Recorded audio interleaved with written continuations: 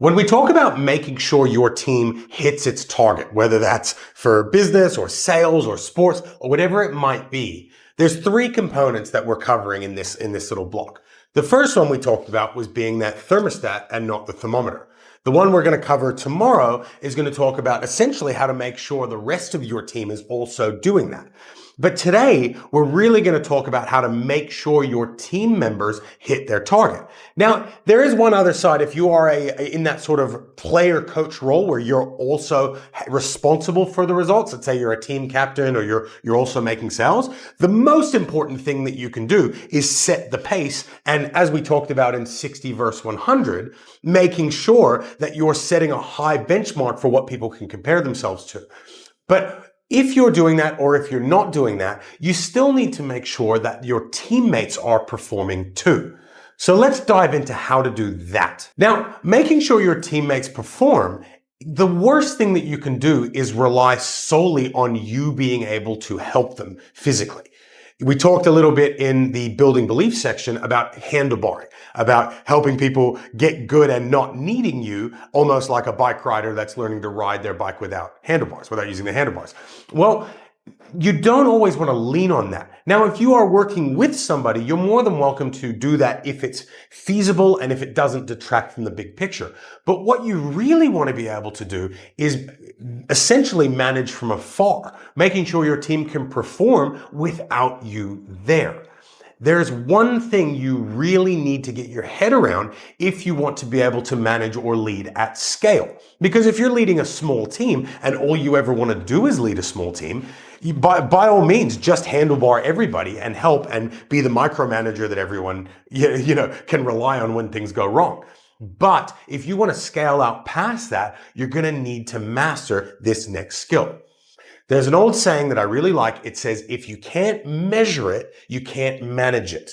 And if you want to be able to lead from afar, the most effective way you can diagnose problems and give advice is with the data, making sure you're actually using numbers and systems to help influence the behaviors people use. Now, in sales, there are always going to be what we call KPIs or key performance indicators. And this is designed to test essentially the work ethic variables and the skill variables.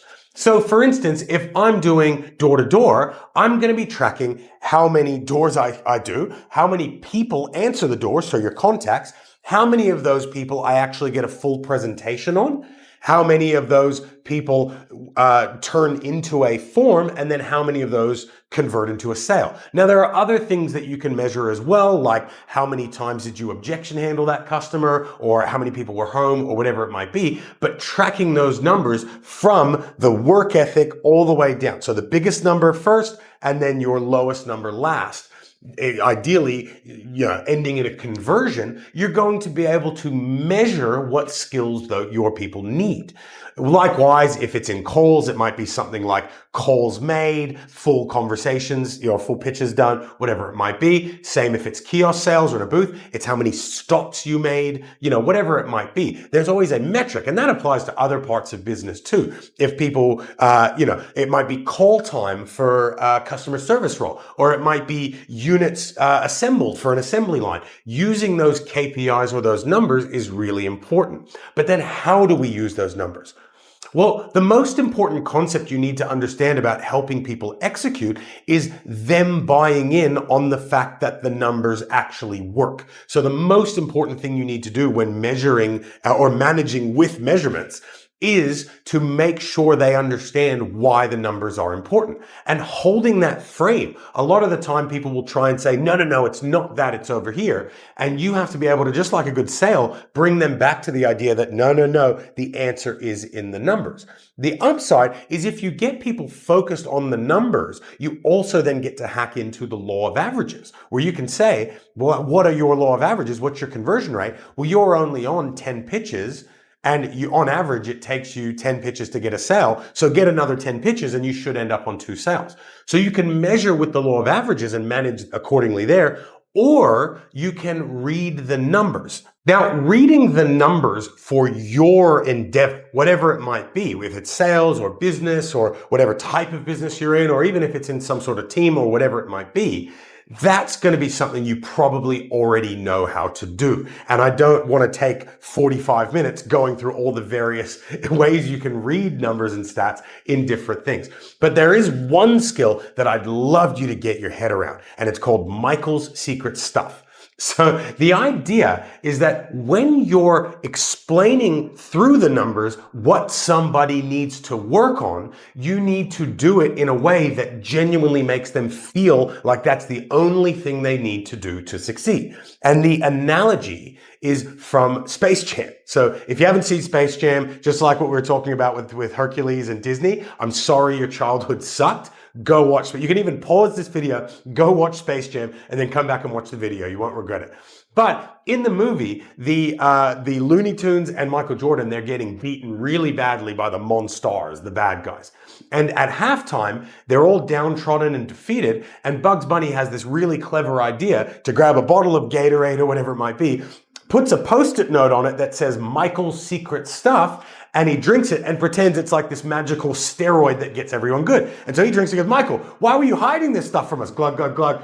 I feel incredible, and does the old bicep push. Then he gives it to Michael and says, come on, play along. Michael Jordan drinks and goes, I feel amazing. And then everyone passes it around the room thinking it's this magical drug that's going to make them perform. And lo and behold, they go out there confident and inspired, believing they have the solution for what they need to do to win, and they win the game. Well, when you figure out what skill they need to be using and you diagnose that correctly and you convey that to them, ideally in a why, what, how, tell, show, watch framework, or even better by getting them to tell you so that you can make them less reliant on you, you have to hype it up the way that Bugs Bunny did with Michael's secret stuff. So we call that doing Michael's secret stuff, or Michael's secret stuffing XYZ. And if you can really get your head around getting them to genuinely believe that if they focus on that thing, they're going to perform really well, more often than not, they perform really well because number one, they're focused on skills and not results. And number two, they feel like executing is easy, which is a key part of being an inspirational leader. So if you can learn to measure with the numbers, you can measure from afar and you can make sure that your team performs consistently without you having to be there holding everyone's hand. And that is how to make sure your team hits the target.